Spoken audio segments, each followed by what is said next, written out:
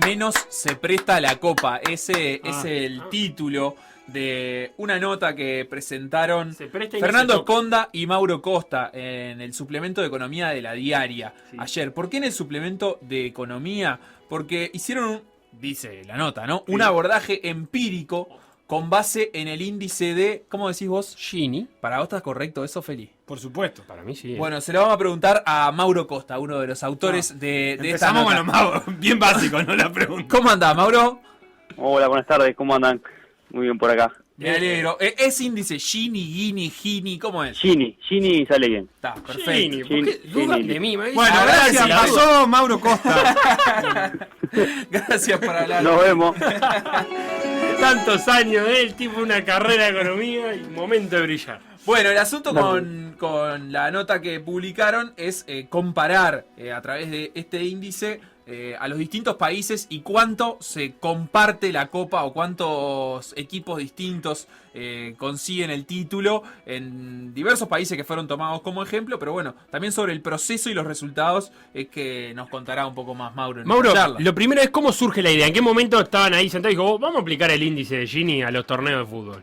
Bueno, surgió así espontáneo como lo están diciendo y un poco el responsable de esto es el Fernando Esponda, un economista que además es muy inquieto y está permanentemente recolectando e interpretando información. Aquellos que lo siguen en las redes ven que permanentemente está inquieto y tratando de encontrar información atrás de los datos.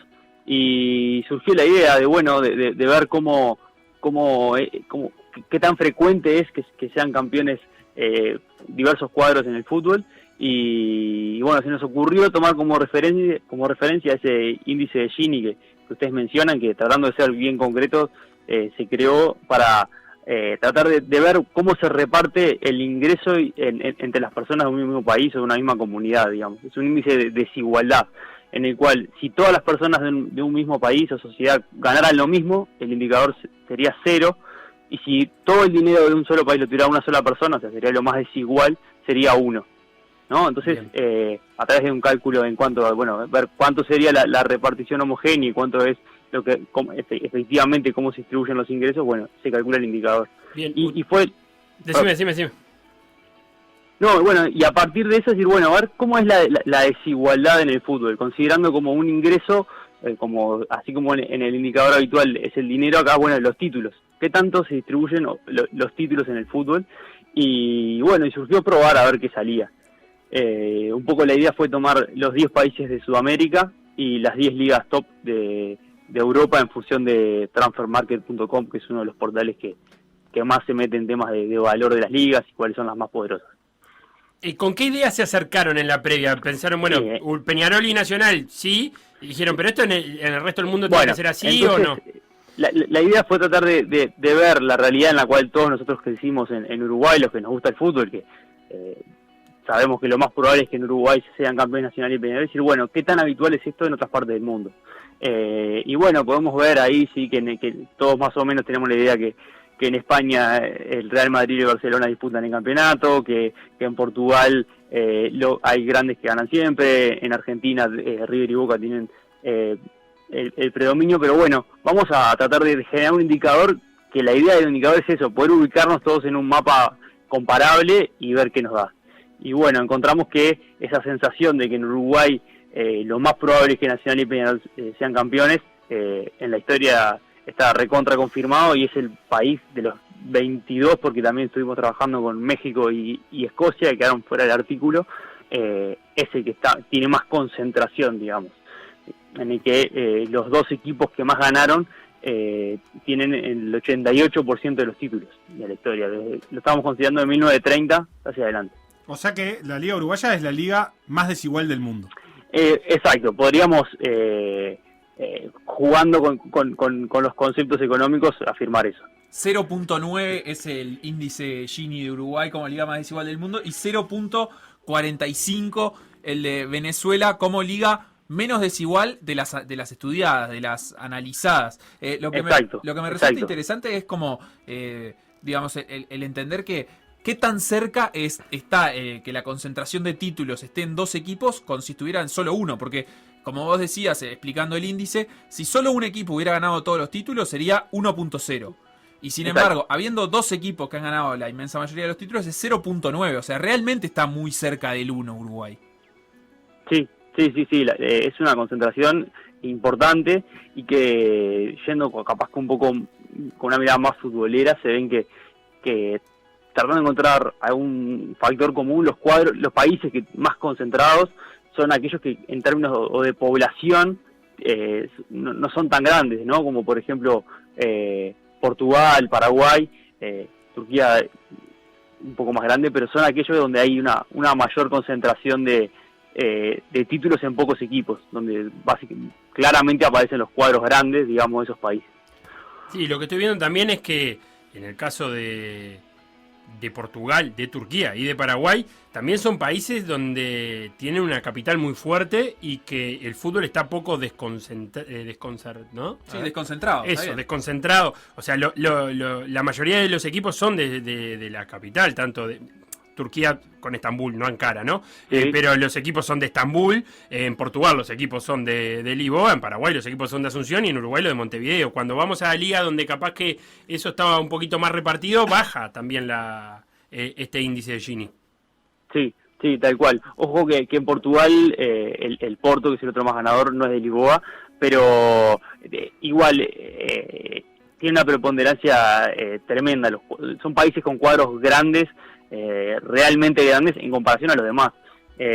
No nos metemos mucho más en buscar la explicación o interpretar cuáles son las condiciones que podrían justificar eso. Eso evidentemente llevaría más trabajo y habría que capaz recurrir a otras disciplinas como la sociología, cuestiones más sociales que puedan responder a la pregunta: ¿qué es lo que hace que en un país, una liga deportiva, haya muchos o pocos contendientes de igual jerarquía?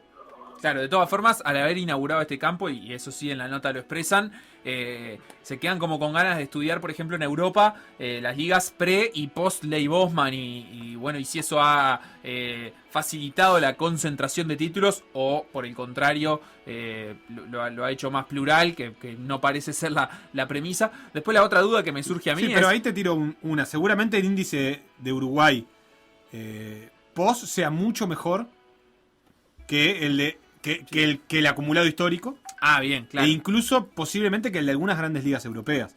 O sea, seguramente Uruguay... Si tomáramos en cuenta Ley solo Bosman 94, del 80 y pico en adelante. ¿95? Puede ser 94 o 95. Pero digo, ahí empezamos...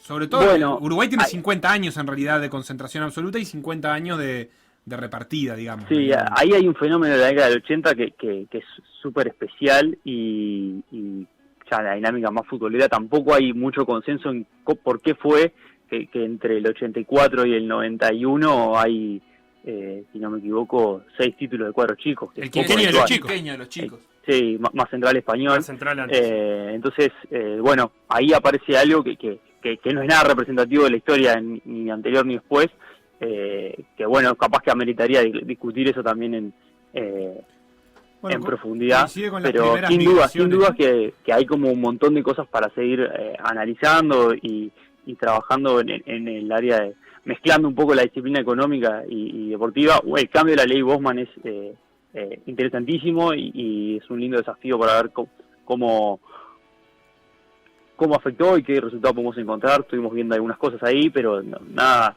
todavía firme, y sin lugar a dudas muchísimas cosas más referidas al nivel de ingreso, la participación de la industria del fútbol en el PBI de cada país, cuánto empleo genera, cuánto inversión extranjera recibe cada país, cuántos impuestos recauda cada estado a partir de la industria del deporte y del fútbol. ¿De dónde son los dueños de los equipos? Bueno, por supuesto también, digamos, también ahí en términos de propiedad de las instituciones deportivas es un área todavía muy nueva o con muchos cambios permanentemente que sin dudas es tremendo desafío. ¿Y sería aplicable esto, por ejemplo, al universo de las competencias internacionales, pensando, no sé, Champions, Libertadores o incluso los mundiales de fútbol? Bueno, como hacer una evaluación en general de las competencias que sí. más penetración tienen digamos, en la opinión pública. Sí, totalmente. Mundial, de hecho, en futuros análisis, por ejemplo, con esto del efecto de la ley Bosman, en el caso estaría bueno incorporar el tema de la Champions y ver cómo afectó la la concentración de los títulos antes y después. Porque A priori se podría intuir que hay una mayor concentración. También es cierto que van cambiando los diagramas de la competencia. Las Claro. ligas son casi siempre iguales, digamos, todos contra todos, a dos ruedas. Por ejemplo, en el caso de la Libertadores, si queremos comparar la Libertadores de hoy con la de la década del 80, donde eran 2 equipos por país, Claro. grupos de 4 y de vuelta, digamos, es mucho más difícil hoy cuando hay 7 brasileños o 7 argentinos. Entonces, si quisiéramos ver el efecto de la concentración, es muy difícil aislar los efectos. Si es por un tema de que los clubes son dueños son ahora propiedad de empresas, o si la ley Bosman nos afecta lateralmente a Sudamérica, o porque hay 7 equipos brasileños contra 2 uruguayos. Entonces, claro, pero más allá de incluso lo anecdótico que puede resultar el índice o lo ilustrativo que puede resultar, también puede servir para explicar fenómenos políticos que se están desarrollando hoy en día. Es decir, pienso en la Champions particularmente porque, digamos, toda la irrupción de esa Superliga por el momento fallida, un poco tiene que ver con esta discusión que dan los grandes equipos que dicen, no, nosotros jugamos los partidos que más se miran y también seguramente son los equipos que más títulos acumulan, y digamos, estudiarlo en esos términos puede ayudar a visualizar cuán concentrado está la gloria, como también marcan ustedes ahí. Totalmente, totalmente. Para los futboleros que crecimos aceptando la existencia de cuadros grandes en el fútbol que nos guste, ya sea el local o el internacional, nos cuesta un poco ver cómo desde el punto de vista más de la industria del deporte y de lo que es la industria del entretenimiento, que es donde hoy ya el deporte se mueve, y el fútbol en particular, la disparidad es un problema. Cuando que arranca un campeonato y que todos sepamos más o menos cómo va a salir, quiénes van a estar arriba y quiénes van a estar abajo, es un problema.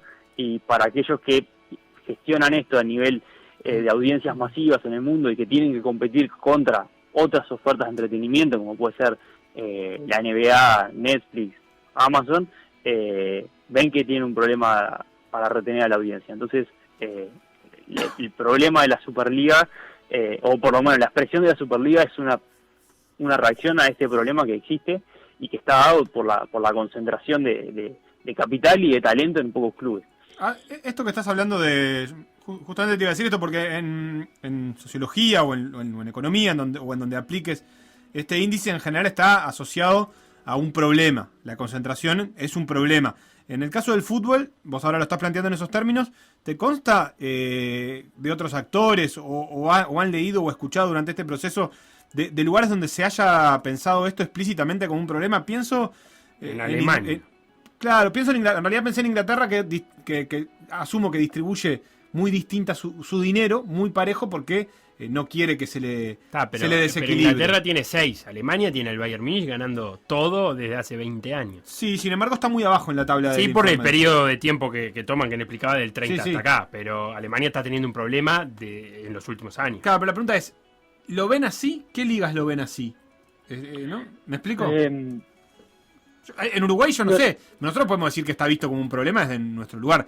La verdad es que la AUF, por ejemplo, no parece que le preocupe esa Bueno, situación. es muy difícil para las organizaciones que gestionan una competencia hablar a viva voz sobre quién preferiría que ganen o que les incomoda saber quién de antemano puede ganar. Requiere como un nivel de profesionalización y distancia del resultado concreto que a veces es muy difícil de escuchar Claro.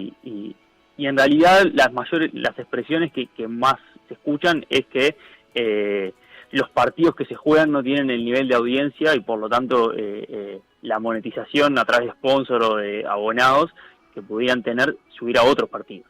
Hoy en día la respuesta que surge de la Superliga es, bueno, queremos jugar contra otros equipos. Capaz que otra posible respuesta es, bueno, veamos cómo equiparamos el poder dentro de esta liga para que sean atractivos.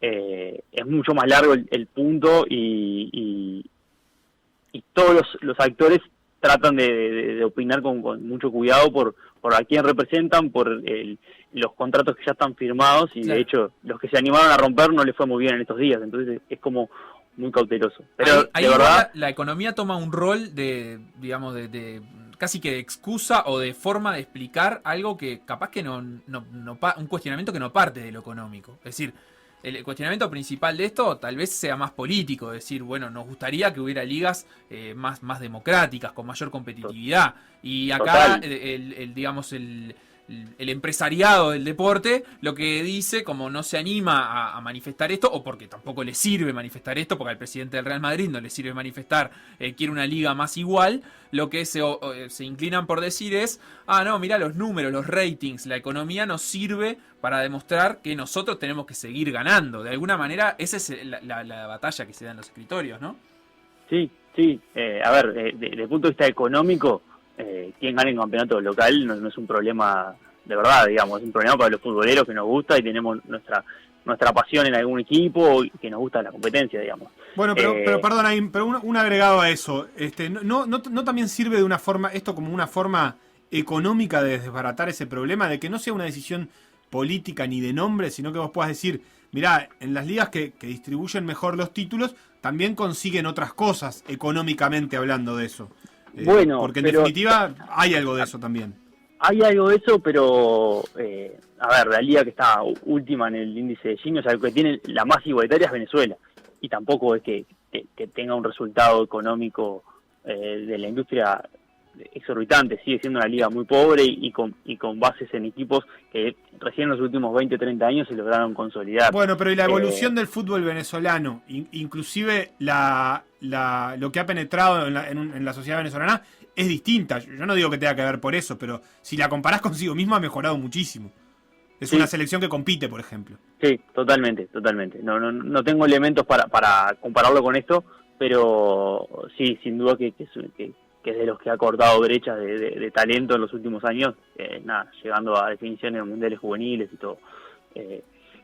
A ver, sin duda, para los que invierten y ponen plata en el fútbol con perspectiva de negocio, para eso que los campeonatos sean desiguales es un problema. ¿Por qué? Porque en términos de audiencia agregada en todo el mundo va a ser menor, porque la expectativa por un partido interesante o por la incertidumbre de quién va a ganar va a ser menor, y eso va a generarle menos audiencia, menos sponsors, y bueno, esos son los que desde abajo empujan, me parece, a estos problemas, digamos. Para el hombre de fútbol, o la mujer de fútbol, perdón, también, es convivimos con esta desigualdad y lo tomamos como algo natural.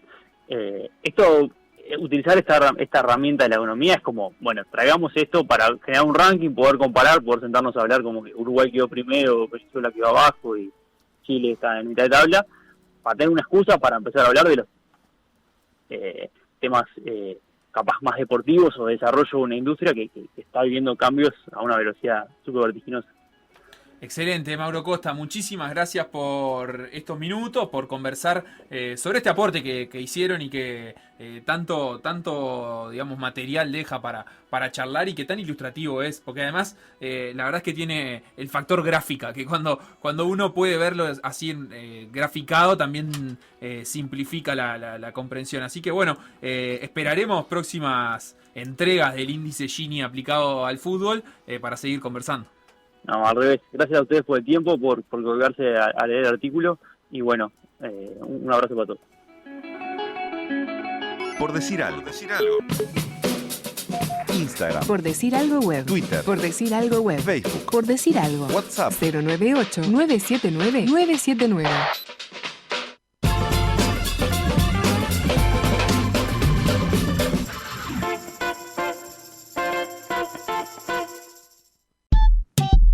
...97.9 FM Montevideo... ...102.5 FM Maldonado. Escucha